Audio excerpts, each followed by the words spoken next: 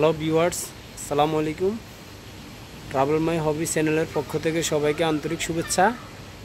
আমরা এখন আছি কুয়ালালামপুর। এখানে আসলে একটা সুইমিং পুলে একটু সময় দিচ্ছি, বাট আজকের আসলে ভিডিওটার মূল একটা উদ্দেশ্য হচ্ছে একটা ইম্পর্ট্যান্ট একটা বিষয় নিয়ে ভিডিও করব। সেটা হচ্ছে মালয়েশিয়ার ট্রাভেল কার্ড, রাইট? এই মালয়েশিয়ার ট্রাভেল কার্ড নিয়ে একটা ভিডিও করতে চাচ্ছি।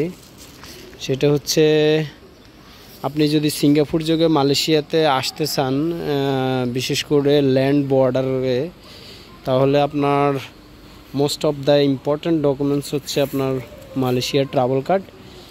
সেটা আসলে আপনার ফার্স্ট টাইম যদি আপনি বাসে উঠেন, এই ক্ষেত্রে আপনার এই ট্রাভেল কার্ডটা লাগবে। কারণ আপনার বাস ওঠার সময় ট্রাভেল কার্ড চেক করে, আর যদি কোনো কারণে আপনার ট্রাভেল কার্ড না থাকে, ওই ক্ষেত্রে আপনার ট্রাভেল কার্ড করে নিতে হবে। তো আসলে ট্রাভেল কার্ডের বিষয়টা হচ্ছে আপনার এটা আসলে অনলাইনে তাদের একটা ওয়েবসাইট আছে, ওইখানে আপনার ইম্পর্টেন্ট কিছু ডকুমেন্টস দিয়ে আপনার ট্রাভেল কার্ড করতে হবে। আর ট্রাভেল কার্ডটার আসলে ডকুমেন্টস বলতে আপনার লাগবে পাসপোর্টের ডিটেলস লাগবে, পাসপোর্টের expiry date, passport number, plus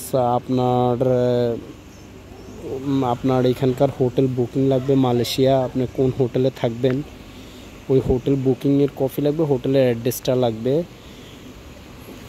আপনার mail ID, number, everything details, এইগুলোই important. Date of birth, nationality, মোটামুটি ইজি আছে, বাট ডকুমেন্টসটা অনেক ইম্পর্ট্যান্ট।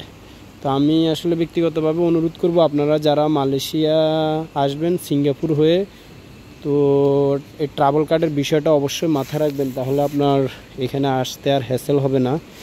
কারণ ট্রাভেল কার্ড আপনার ল্যান্ড বর্ডারে মোস্ট ইম্পর্ট্যান্ট একটা ডকুমেন্টস, এটা ছাড়া আপনাকে অ্যালাউ করবে না আপনার ল্যান্ড বর্ডারে। বাসে ফার্স্ট টাইম অ্যালাউ করতে চাবে না, যদিও করে সেক্ষেত্রে আপনি এখানে আবার ট্রাভেল কার্ড পূরণ করতে হবে।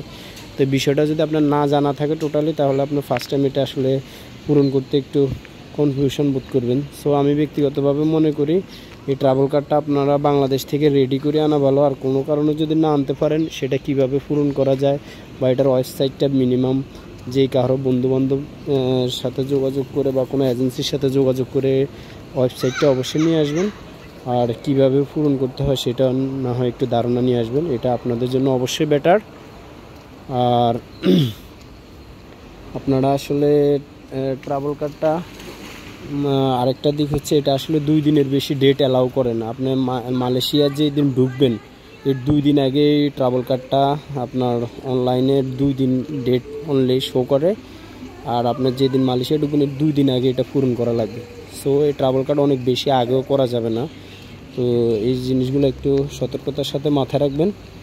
আর মালয়েশিয়া ইমিগ্রেশন, আমি মনে করি আপনি সিঙ্গাপুর হয়ে ঢুকলে মালয়েশিয়া ইমিগ্রেশন মোটামুটি ইজি।